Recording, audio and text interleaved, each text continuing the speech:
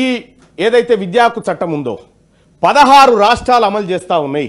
ఇక్కడ అమలు చేయడానికి ఉన్న అడ్డంకి ఏందనే విషయాన్ని గౌరవ ప్రభుత్వం చెప్పాల్సినటువంటి అవసరం ఉంది సార్.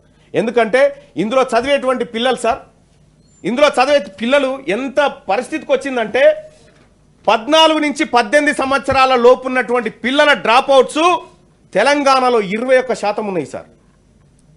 21%. అలాగే 17 నుంచి 18% ఉన్నటువంటి 18 ఏజ్ మధ్యలో ఉన్నటువంటి పిల్లలు 40.19% మంది ఇవాళ డ్రాప్అవుట్స్ అవుతా ఉన్నారు సార్.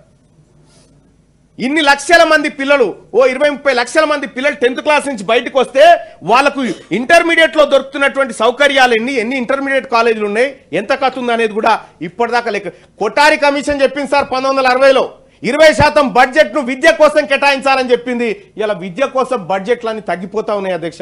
ఇవాళ నేను మా ప్రభుత్వానికి కూడా ఒక మాట అడగదలుచుకున్నా అధ్యక్ష.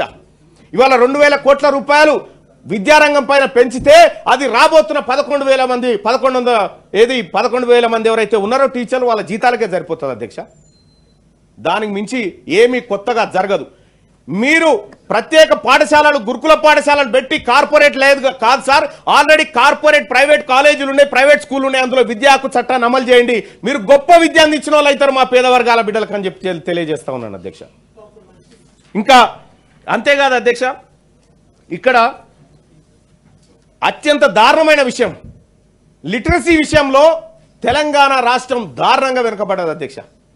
లిటరసీలో చాలా దారుణంగా వెనుకబడ్డది. కింది నుంచి 3వ స్థానానికి వచ్చి కూర్చుంది అధ్యక్ష. ఏది 2011 సెన్సస్ ప్రకారం. ఇక ఇంకొక విషయాన్ని చూస్తే అధ్యక్ష, పర్ఫార్మెన్స్ 11 సెన్సస్ ఆ తర్వాత చేయలే కదా మరి. మనదేదో సమగ్ర కుటుంబ సర్వే అని చేసి ఆ లెక్కేటు పోయిందో మరి. అప్పుడు మేము చేసే ఇచ్చినాం, ఆ తర్వాత మీరు చేయాలి కదా, ఆ తర్వాత మీరు చేయాల్సిందే కదా, ఆ తర్వాత మీరు చేయాల్సిందే కదా, ఆ తర్వాత మీరు చేయలే కదా. ఇదంతా మీరు చేయలేరు, మీ వల్ల కాదు అనే తెలంగాణ ప్రజలు కాంగ్రెస్ పార్టీ ప్రభుత్వాన్ని, కాంగ్రెస్ ని విశ్వసించి ఇక్కడ ఇచ్చిరు అధ్యక్ష. ఇక ఈ దేశంలో అధ్యక్ష 2-3 అంశాలు మీ ముందు పెడతా. 10 ఏళ్ల పాటు నరేంద్ర మోడీ గారు ప్రధానమంత్రి, 10 ఏళ్ల కాలం పాటు కేసీఆర్ గారు ముఖ్యమంత్రి ఉండి సాధించిన ప్రగతి గురించి ఒకసారి చెప్తా అధ్యక్ష. బంగ్లాదేశ్ ఏమో 10% తన జీడిపిలో విద్య కోసం కేటాయిస్తుంటే కేవలం 3% మాత్రమే ఇవాళ మన దేశంలో కేటాయిస్తా ఉన్నారు అధ్యక్ష. మా సభ్యులు లేరు అధ్యక్ష, మేము తక్కువ ఉన్నాం. మీరు పెద్ద మనసు చేసుకోవాలి, పెద్ద మనసులు మీరు పెద్ద మనసు చేసుకొని మీరు పెద్ద మనసు చేసుకోవాలి అధ్యక్ష. తప్పకుండా అధ్యక్ష.